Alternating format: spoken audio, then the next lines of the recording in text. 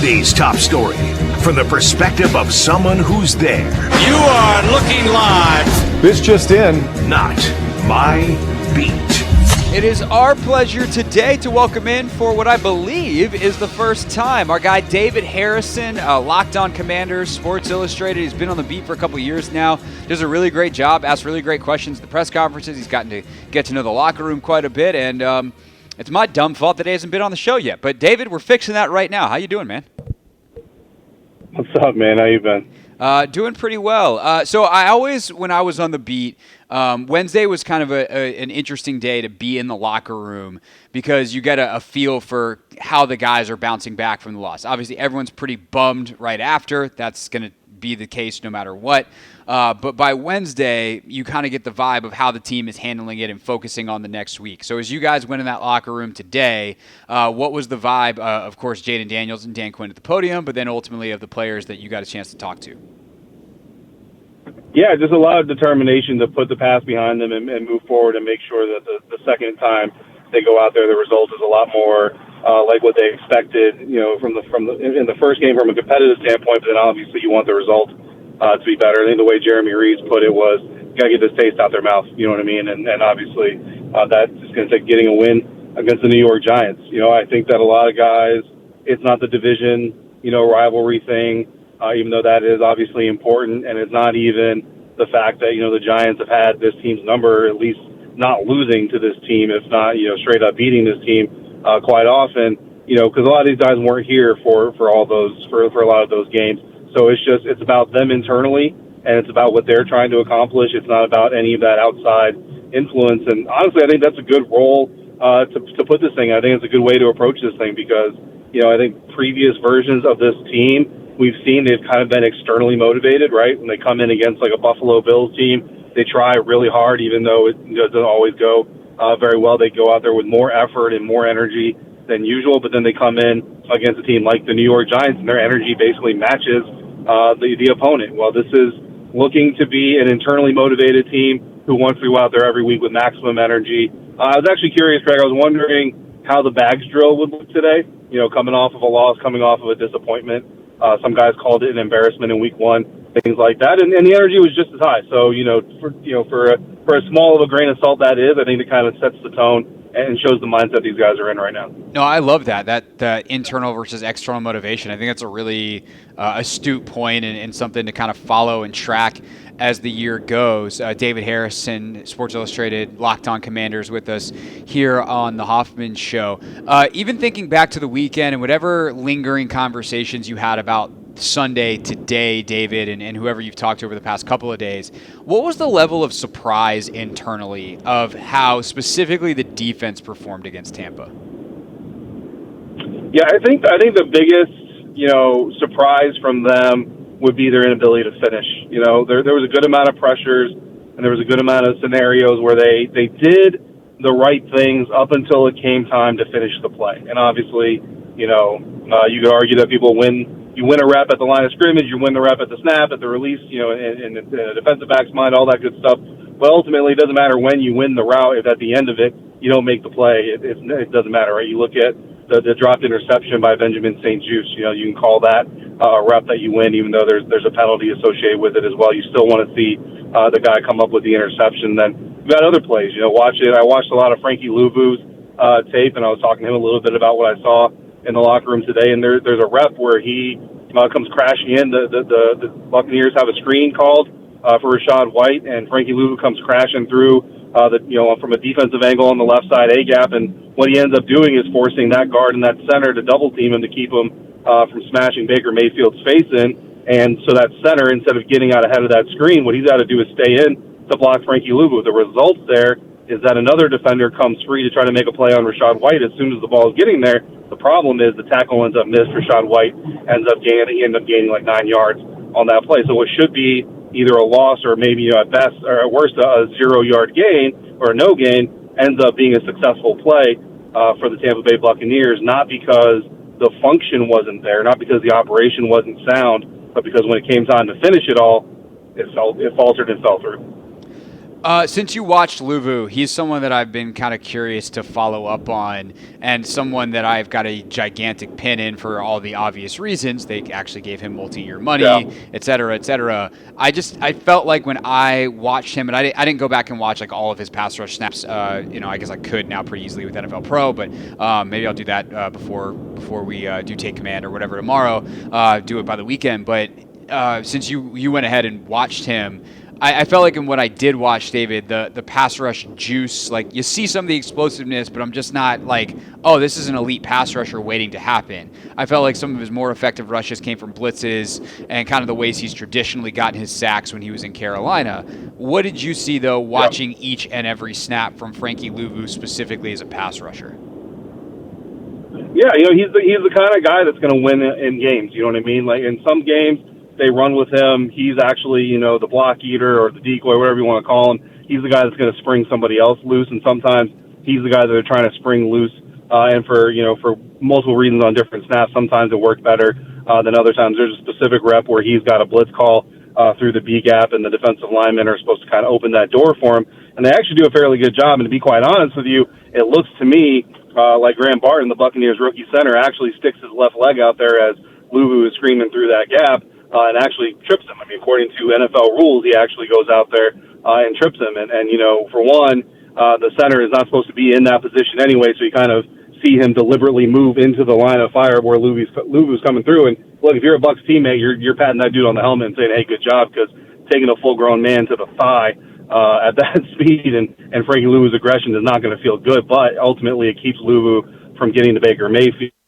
So there's kind of some things like that. But honestly, I watched a lot of his reps, and a lot of the action that the Buccaneers were calling, whether it's runs or rollouts or even primary looks, were actually going away from Luvu. I don't know that was necessarily by design on the Buccaneers' part, or if that's just kind of how it worked out. But there's a solid amount of reps where the play just simply isn't going his way. And Dan Quinn kind of talked about that today when he was asked about how you hold people accountable and go through some of these lessons. And he says, look, not every rep has a lesson for every single player. Some reps, there's a lesson for you. Some reps, there's not a lesson for you, just depending on where the play goes. And that's kind of how I look at it. I didn't do the math on how many, but if I had to speculate on just a number, I'd say about 35% of the Buccaneers' offensive plays honestly went in the direction where Frankie Luvu really wasn't a part of it just because of where the play developed. So that on top of some of the other things, like I said, the missed opportunities, if that defender makes that play on Rashad White, we go back and look at the highlight, and I think more people see that Frankie Luvu kind of set the tone and set the table for that play to happen, but because it's a missed tackle, nobody's going to go through and wonder who opened the door for the potential tackle that nobody made,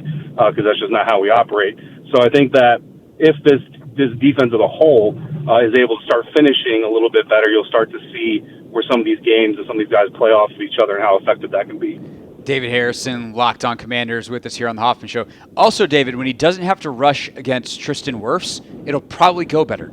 And I don't know that we collectively gave Tampa's offensive line enough credit going in and set up that battle as like, hey, Tampa's got a big advantage here because their offensive line is maybe, depending on how some of these young guys develop, like top 5, top 10 in the league. And obviously New York's they've got some talent there, but it's been real bad the last couple of years. So we'll see what they can do on Sunday. One of the other guys that came with Luvu from Carolina is Jeremy Chin. I thought he was pretty quiet on Sunday. David, what did you make of his Commanders debut? Yeah, he's a guy that, you kind of notice how much you don't notice him, right? Because he's a guy who has such a versatile role.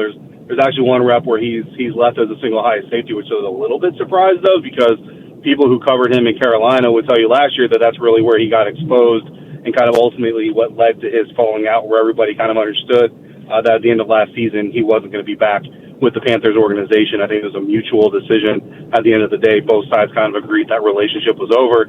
But from the Panthers side of things, they'll tell you, like, he just wasn't versatile enough of a safety. And that's where, I think a lot of Commanders fans who wanted, like, Cam Curl to come back, you're like, okay, he's got a little bit of that box presence, but he can also cover. Jeremy Chin is more so, that hybrid linebacker.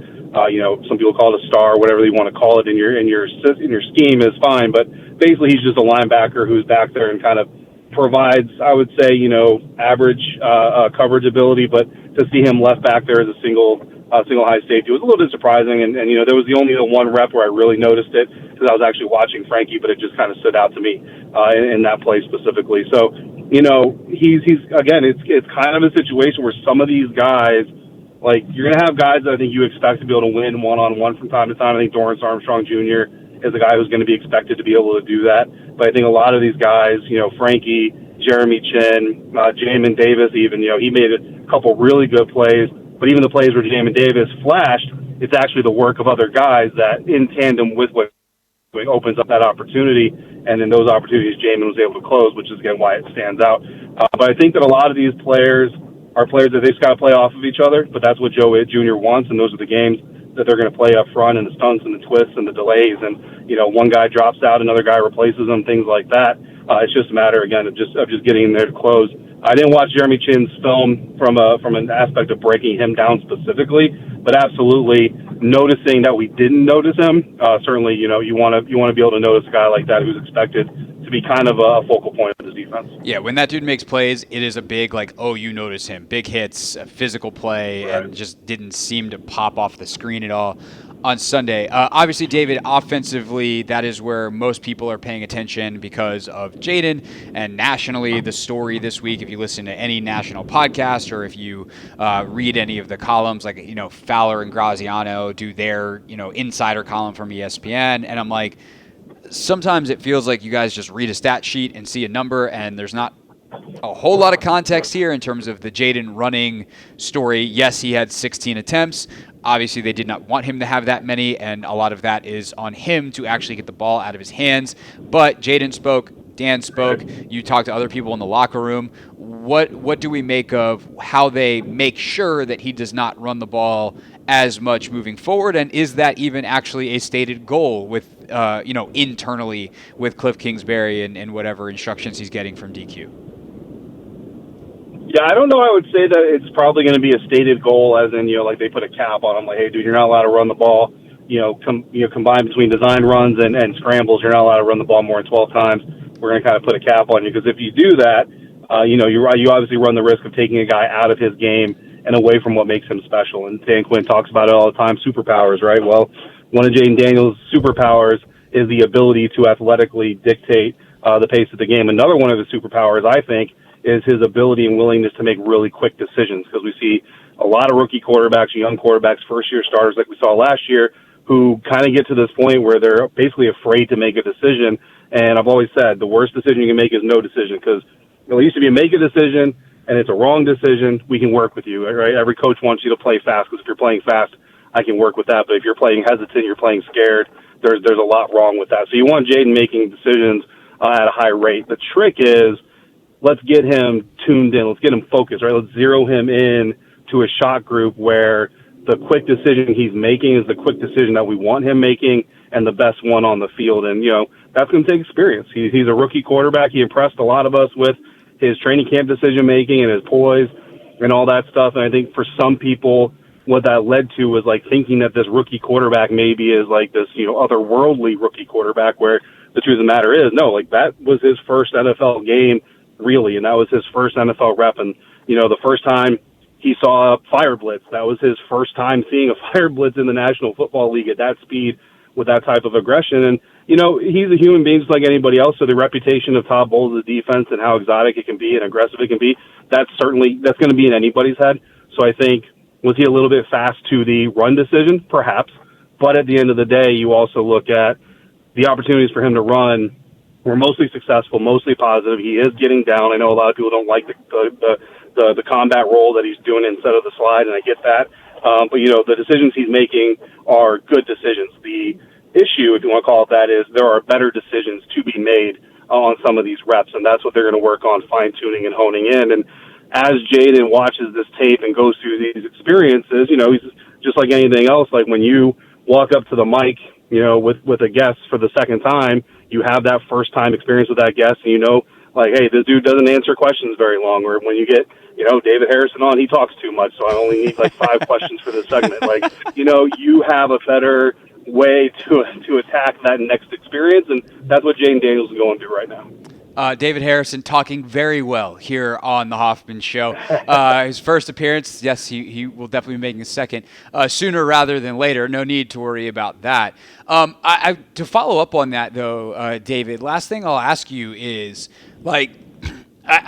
are you surprised is such a simple version of the question, but the context of are you surprised he ran that much would be what we did see in training camp, which is he didn't really get out and run very much at all in camp. He did a really good job, way better than I expected based off the LSU tape, of when he needed to get out, keeping his eyes downfield, and he made a bunch of really nice throws off schedule, and you're like, whoa, if this is what he can do, oh my God, we should have been talking about him up there with Caleb Williams as that caliber, as opposed to, I think, some people certainly had Jayden and Caleb right next to each other. The wide majority had Caleb on a different level, and it in part because of that very skill. And so the fact that when it wasn't there on Sunday, he ran as much as he did, I think was a bit of a surprise. But that's the premise. What are your thoughts on that? That's probably not my journalism professor's favorite question that I'll ever ask in an interview, but I think it's the way to let you drop your knowledge on us within the context that I'm looking for. Yeah, I'm absolutely surprised at the amount, right? I'm not surprised at all to see Jayden Daniels take the opportunity to say, okay, with what I'm seeing right now, what I'm feeling, my instincts say take off. And that's actually a question he was asked today is, when you decide to run, kind of what's going through your head. And he said, it's a little bit hard to describe because it's not really a thought process of, there's a safety there, a linebacker there, I'm going to go. It's more of an instinctual, see grass, get grass type of environment. And I think that really kind of just speaks to who Jayden is. And a lot of it is muscle memory. A lot of it is instinctual. So that's the challenge for, these coaches is through the use of tape. He says he's continuing to use the VR. That can be a valuable tool. And just through the repetition of getting on an NFL field, turn that muscle memory and instinct, right? Basically fight or flight, turn your fight instinct, because that's really what he's doing when he's running, is he's getting as many yards as he can for his team. Turn that instinct from run to give Terry McLaurin a chance when he's running that over, down the seam. Throw that ball out there and give him that chance. And, I think sometimes, too, we kind of underestimate the pressure that's on a quarterback every time they release a football. Their reputation is on the line. Their legacy, so to speak, is on the line. And I don't think that Jayden is dropping back. He gets a pass call. He's like, okay, it's the future of Jayden Daniels is riding on this pass. But the truth of the matter is, especially in today's world of, exploding social media and everything, when you hear people talk about the 30 and 30 Jameis Winston season, how many people recount how many times an interception was caught off of the fingertips of a wide receiver? How many times do people talk about the interception that was caught because the defensive lineman got their hand up and batted the ball into the air because the offensive lineman didn't push and punch enough to keep that D lineman's hands down? Nobody talks about that. All you talk about is the 30 and 30, and everybody laughs about it. So, there's a little bit of an understandable, again, when you're looking at a rookie quarterback, you want to give your guy a chance. And I think that's where, for me, I was a little bit surprised, because looking at training camp and the joint practices, I thought Jayden would more confidently be willing to put the ball up and let his guys make plays for him. And he didn't do that as much as I expected him to, and that's where some of those runs came from. I don't think it's from I don't trust Terry, I don't trust Zach Ertz situation. I think it's a rookie quarterback the first time this thing is on the line, because, even though Dan Quinn's not putting the cape on him and not putting the captain's patch on him, he's the quarterback. So at the end of the day, quarterback of your team is, whether you call that, whether he breaks down the huddle or not, he is the leader of that team. And there's a lot of pressure that rides from it. I think that's what we saw in week 1. And again, hopefully week 2 it's better, week 3 a little bit better, week 4, so on and so forth. And I know everybody likes to do the Texans comparison, so maybe, eventually you get that C.J. Stroud moment. But the good thing about Jayden is, as long as he keeps playing the way that he plays and true to his game, and this coaching staff keeps coaching him true to his game instead of trying to change him, clicks, I feel like it's going to click really big, and I feel like it's going to click really loud. David Harrison, Locked On Commanders, and you can read his work in Sports Illustrated on their website at si.com and all their Commanders coverage there. David, this was great, dude. Let's definitely do it again, and we'll be having you back plenty this season. Yes, sir. Appreciate you. Have a good one. This is the Hoffman Show on the Team 980 and the Odyssey app.